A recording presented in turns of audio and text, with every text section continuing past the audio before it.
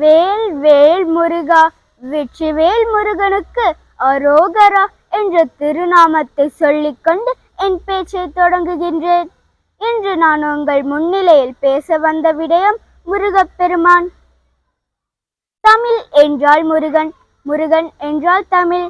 தமிழர்களின் உள்ளத்தில் நீங்காத இடம் பெற்றவர் நம் முருகப்பெருமான். மயில் மீது வரும் முருகா, மனதில் வாழும் அழகா, வேல் காக்கும் வேளா, வெற்றி தருவாய் முருகா என முருகப்பெருமானை போற்றிக்கொண்டே போகலாம். முருகப்பெருமான் சிவனுக்கும் பார்வதிக்கும் மகனாக போற்றப்படுகிறார். அவர் கந்தன், வேலன், சரவணன், ஆறுமுகன், குமரன் என பல பெயர்களால் அழைக்கப்படுகிறார்.